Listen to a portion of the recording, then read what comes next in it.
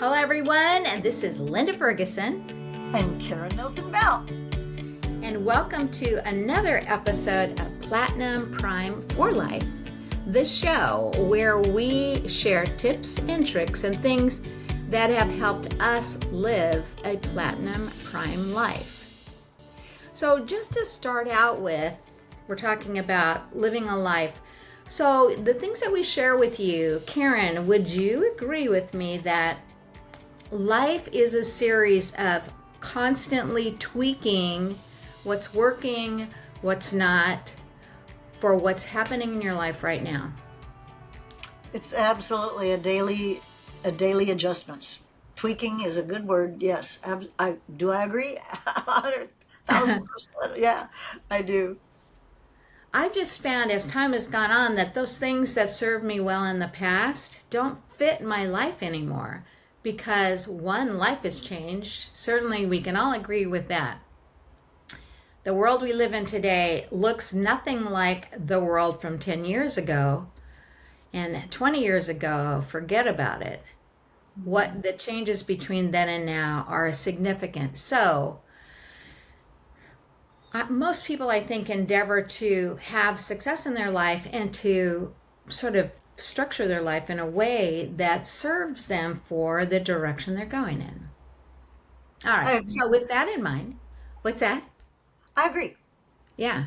With that in mind, what we're going to be talking about today is how to rig things up so that you have a better chance of hitting those goals and successes that you have for yourself. I love that. Okay, good. Part of what inspired me to talk about this today is that Karen posted a video short just talking about it was her end of the month and she always sets monthly goals. And I thought, I do too. In fact, I set monthly goals in a similar way, but I don't always go back and check them off as diligently as I should. Beginning of the month, it's like the beginning of the year, right? This is what I want to do. But I don't make sure, did I do it? And what do I need to do to make sure I do it? So, first, why don't you share with everyone how you structure a month for yourself with goals? Oh, I I didn't thought know it you was were so asking cool. that. So I have to really consider that. I have to make sure that I don't give you a flip or flippant answer. How do I structure it? Well, I do use some systems. You and I are both systems people.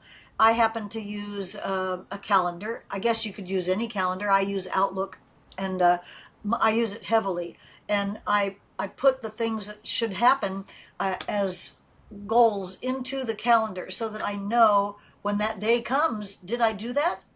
And I have reminders along the way. So I have a kind of, I have a, you know me, I'm a geekaholic. I'm a geekabee. A geek is a geek. A geekabee is a wannabe geek. That's me. Mhm. And so I like to, I use tech and I set out what it is that I need. And I happen to have at least two businesses that give bonuses for month end production. Mm. Not every business does that, but that kind of forces me into looking at the month as the month is going. I'm like, week one, am I on track to make the goals for the month? And I didn't make my target. I had a finance target, and I didn't make my target. I did well, but I didn't make the target that I set for myself, which you should always set it just a little bit out of your comfort zone, right? To stretch the comfort zone.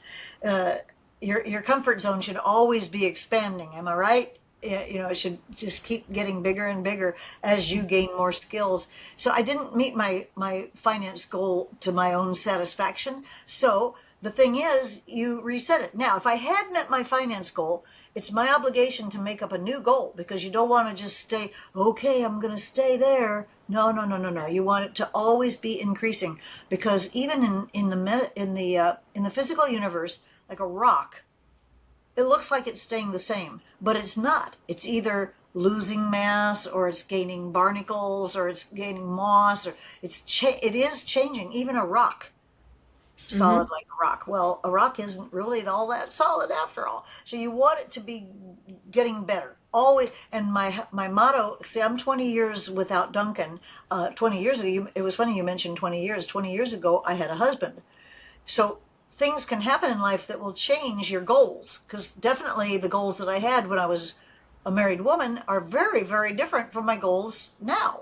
And so you want it to always be going up. And so that's what I do is I make sure that I take a look at it. And a lot of people set goals and then they tuck them in a drawer. And I use a specific system for lining out my goals. It's a nice administrative scale that tells me a lot of things, like what I outline my goals and my purposes, and what should everything look like at the end of the month? What should it look like at the end of the month? So I have a pretty good knowledge of that. If you don't do that, at least don't just take your goals and tuck them in a drawer. At least put them someplace. Like I have over here. I have my whiteboard over here, and I have a formula for expansion because I always want to be expanding. So I look over here and I see the expansion. How am I going to accomplish that? And I kind of check in with myself. So I'm probably talking too much. I probably answered that more than you wanted me to answer it. I don't know, but that's my answer. That's a good answer. All right. So, and I've traditionally set my goals on my birthday. So, my observation on that is when I was younger, I had very ambitious goals and they were a bit unrealistic. And so I would say, well, I want to make $1 million this year when I wasn't anywhere close to $1 million. As time's gone on, I've become a bit more savvy about it and a bit more successful on attaining a lot. I've attained a lot in my life on the goals that I've set. So that's successful to always have a goal. But how I go about it, the older I get, is changing, and it really just was sitting with me. And it was sitting with me on several levels. Like you, I read a lot. I try to read something every day that's nonfiction and pertains to either bettering my life, bettering the technology that I use, whatever. So I think I mentioned this book called Rigging the Game. And Rigging the Game is really, really good.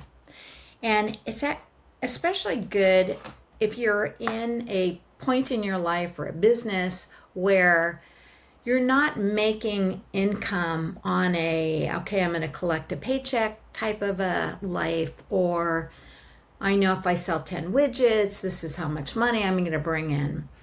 What I do for a living is more like, okay, if we work really hard for 3 months, we'll collect $150,000. So real estate is like that. The financial services section that I'm in is like that as well. And it's a sort of an all or nothing proposition, meaning if you're in real estate, especially and you're going to sell a house, there's a big chunk of money that hopefully is sitting there for you at the end. But between where you're at right now and where that is can be a bit of time with some unknowns thrown in. So how to manage expansion if you just have nothing coming in for 1 week and you have a bunch showing up, or if you're living a life where that's normal. How do you manage that in a way where you see forward progress? I'm making forward progress. I know it's all gonna work out well. How do you Yeah. manage that? Well, so the book that I'm reading, Rigging the Game, is wonderful for sort of filling in some of my missing areas of how do you do that. And this is written by a man who's a 7-figure producer, has built, I think, 3 of his own multi-7-figure businesses. And now it almost seems like all these guys do this after a while. Now he's helping others do the same thing, kind of a thing. But he happens to be really sane, and his background is in accounting, and he's a numbers guy. So a couple things he has you put your attention on is always keeping an eye on the lowest point, so the bottom of your life. And that's what we are going to be talking about in a bit. What does the bottom of your life look like? If everything stopped today, what do you have? Is it organized, disorganized? You know what's happening. And then your peaks and your valleys, right? And in the business that I'm in, the peaks can be, we could, conceivably make $1 million for a couple of things if they were particularly amazing. But the valleys, like, well, what's sitting down here? What does the rest of that look like? How much is in savings?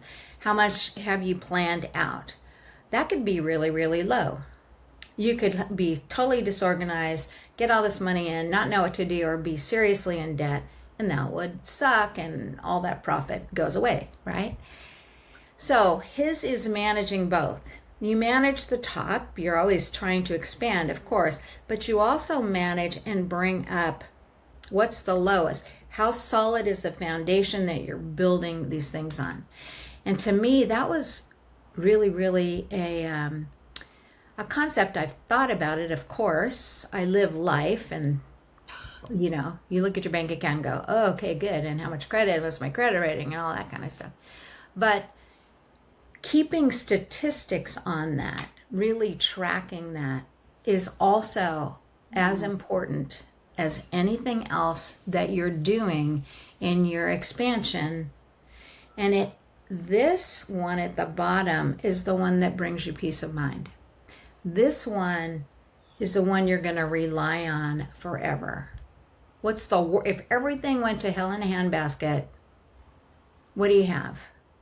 So let us now shift over into talking about how important is where you live to your success in life. And when I'm saying where you live, I mean the space that you're living in, what your monthly overhead expenses are, what you have set up to address any and all of those things, so that those things are the things that you're looking at for carrying you into the future.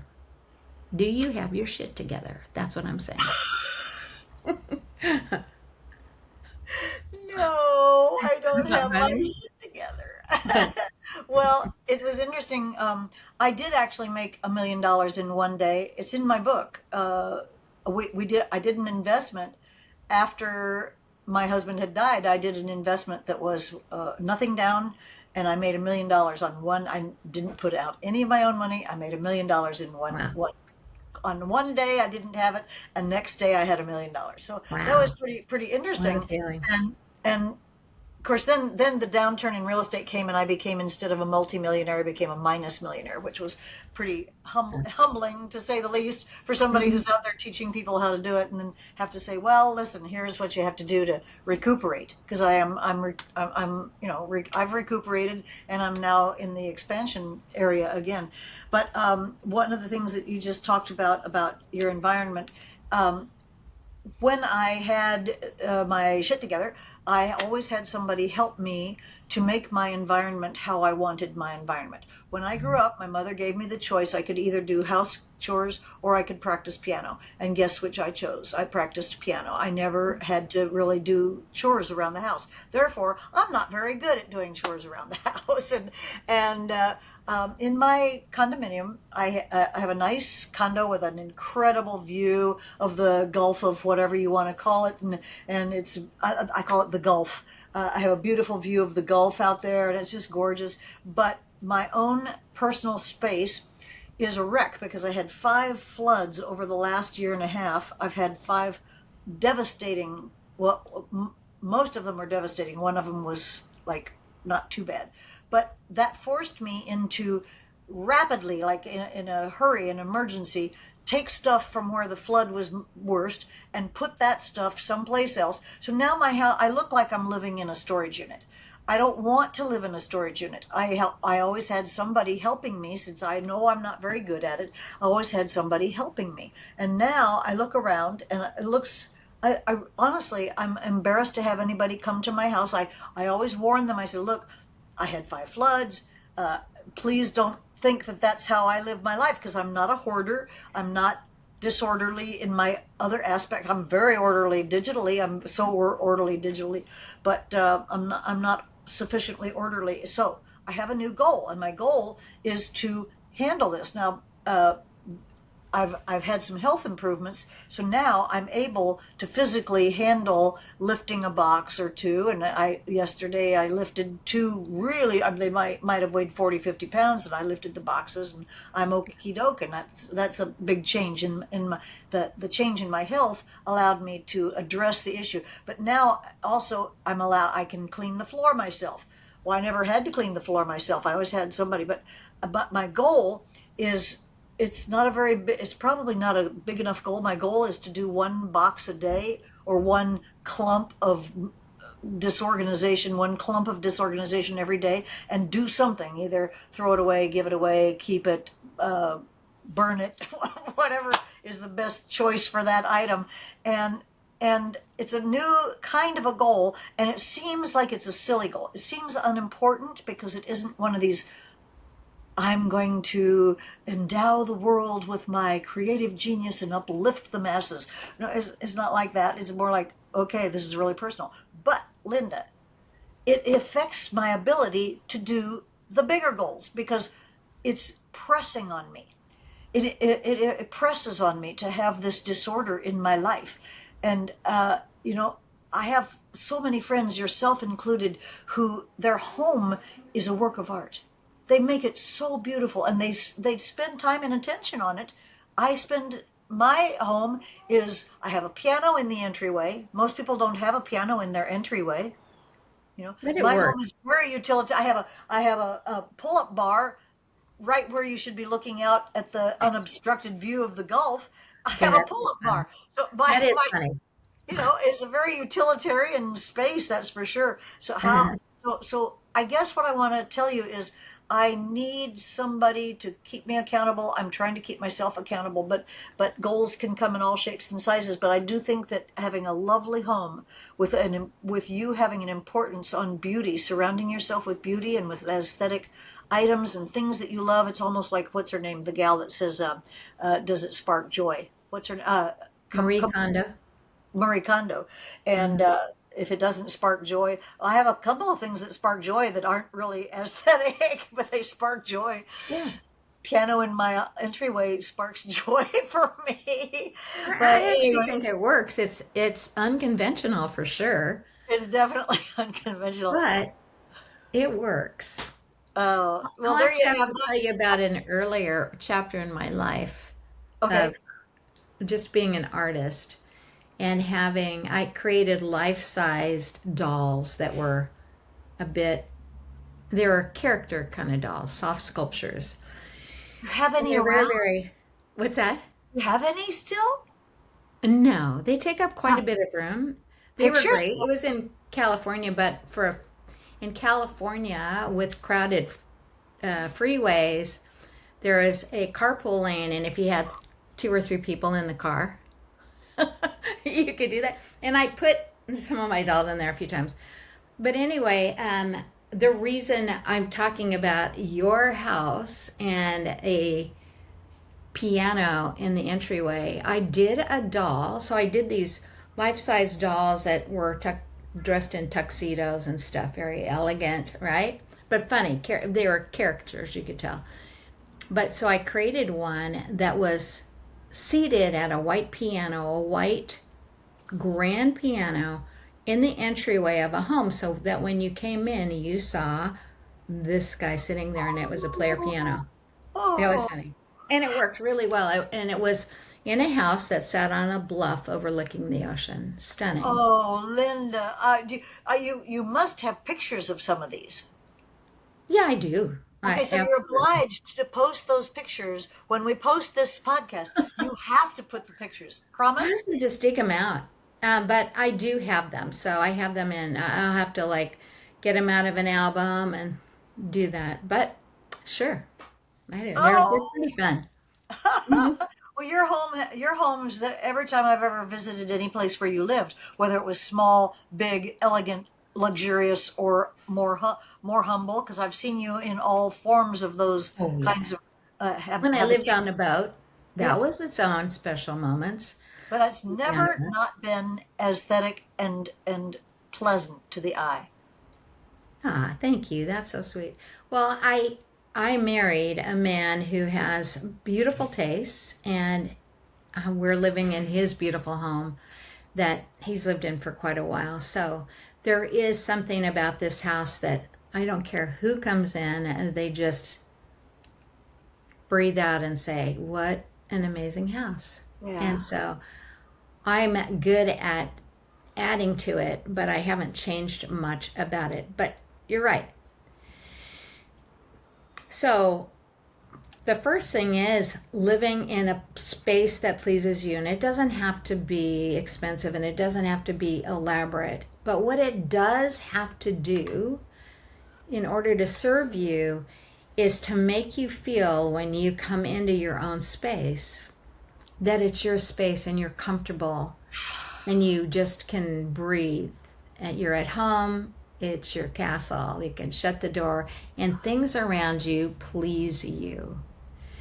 And if you find that you're in a space where that's not happening, then just do something kind for yourself and make it a space that you can breathe in and love. So I'm going to send you pictures. I'm so embarrassed and so unhappy with it that I will send you pictures so that you can see the before and after.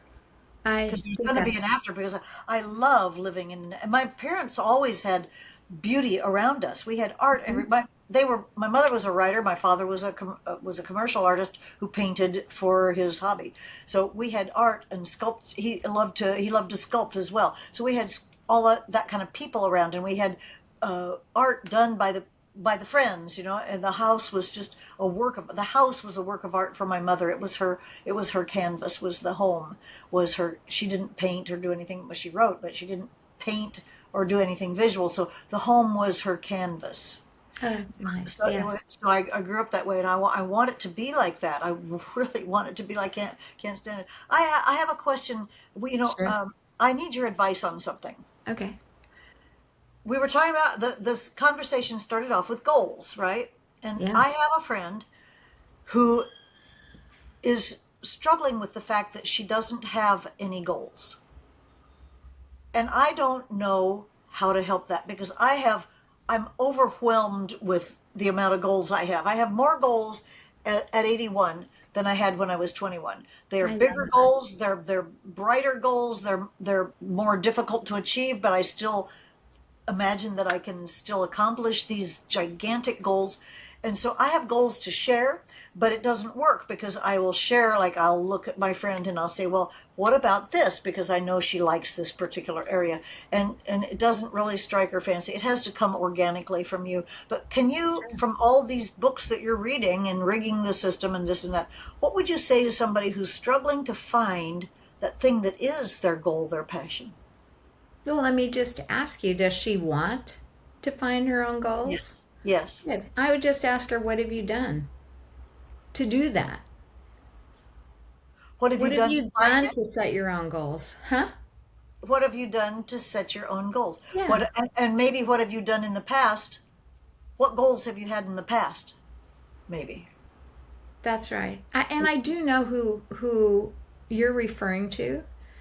Just on some of her past things, I am not talking to her at the moment. I mean, I just don't Well, actually she'll know. probably watch this and she'll probably see it. And I was hoping that we would have some real, genuine, sincere help for this beautiful being who is a lovely help. She helps people, and I suspect I've often said, well, you're a helper.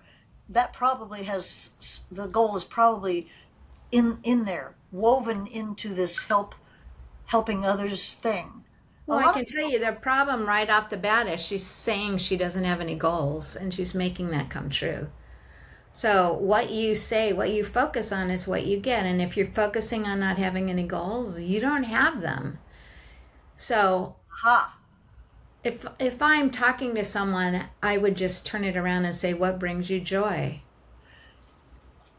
And then sort of isolate those things. It was an exercise I did a long time ago when I was trying to get into a line of work where I would make money. So I made a list of things that gave me joy, and two of them didn't particularly pay well. One of them was music, by the way. But it was harder to make money. And then one was real estate, and one was something else. There were four different things. We're too The alike. first, We're what's too that? alike. That's just too funny because music is my joy. Yeah.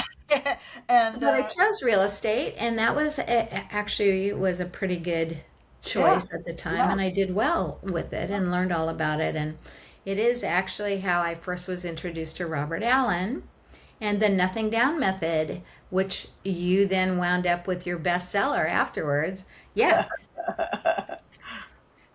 But so here's kind of the thing, and we are getting a little bit off track on goals. So I'm not actually going to address your friend. That can be its whole own show. That How you can can set be. We can goals have a as whole you get thing. That's, older.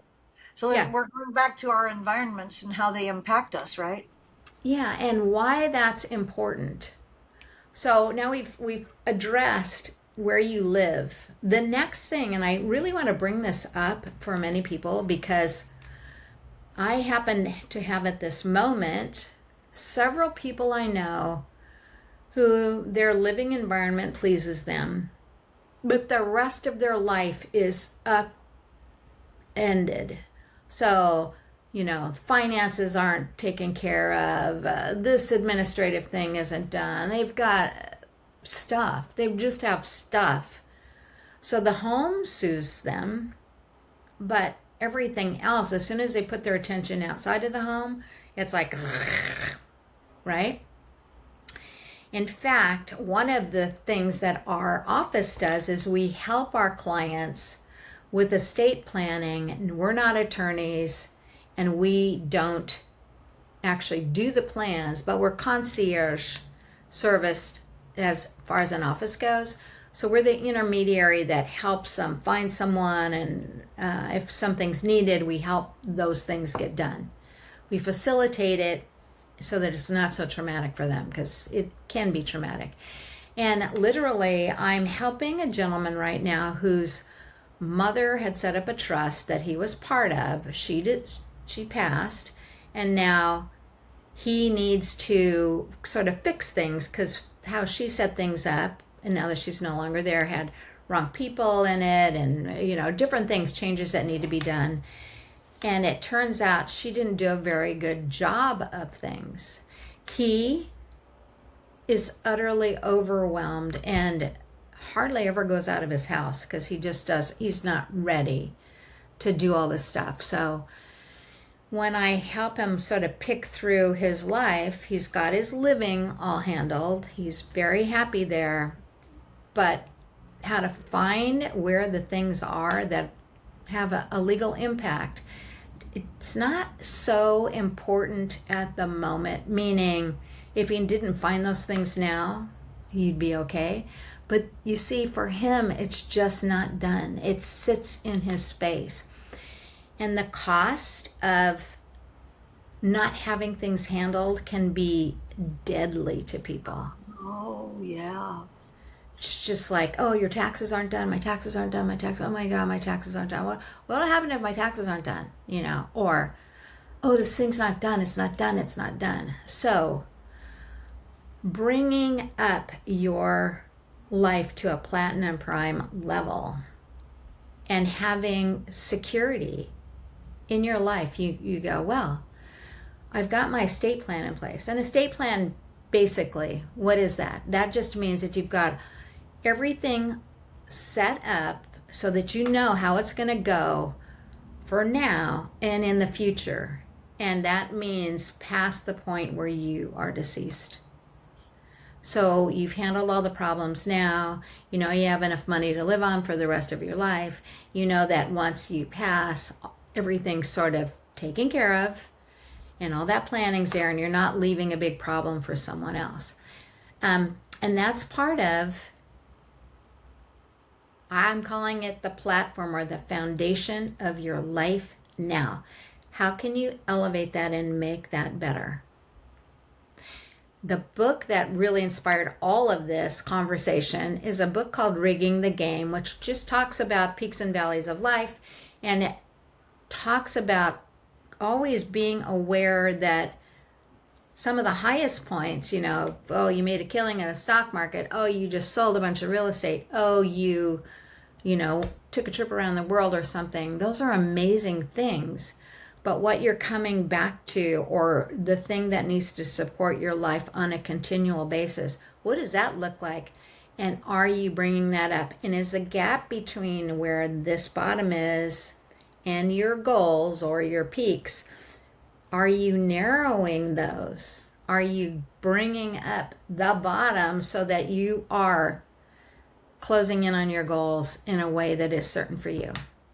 You know what, Linda? I think this podcast is really interesting. How we choose our topics is just what we're interested in. I mean, we didn't really sit down and survey out what are other people interested in. We're just doing what we're interested in, And we both come across some really good books. It's almost like we have a book club. I think when we have a book that we're discussing, I think we could, just like every other podcast could be another book. If we ever run out of topics, which I don't think you and I can ever run out of topics, but we can always just pick a book that impacted your life forever, and have the Platinum Prime Book Club. I think that would be really fun. I know we're coming to the end here, and I want to thank you because I think that you've helped me today. I love how you look at things, and I appreciate you so much. I would like it if you would put a link to the at least the Kindle version of the book, and you can't forget to put pictures of the full-size models. I have to see the full-size models. I need to see this. I like them. And you know what? That's actually cool. You need to go back into that business, I think. I'll dig through my photo albums. But I was in a celebrity laden area at the time, and several celebrities have had those. They probably don't have them anymore. It's been a few years. But it was pretty fun to go, hey, Steven Spielberg's got one of mine, and so cute. There were some names. Well, all right. Well, thank you for the Platinum Prime Book Club of the week, book club discussion of the week. I think. And let's leave everyone with this question. Okay. And the question is, what are you focused on right now in your life that you can improve to level up the quality of your life? What are those? And you should name like 3 things. So health, wealth, and relationships. What can you improve in each of those areas in your health, money, wealth, and your relationships, and share those with us. Friends and family, right? Friends and family, not just relationships cover it all. Yeah. All right, with that. I love it. Yes. Okay, everyone. So thank you so much for joining us today. And we will see you again in a week. Have a Platinum Prime life. Bye. Bye.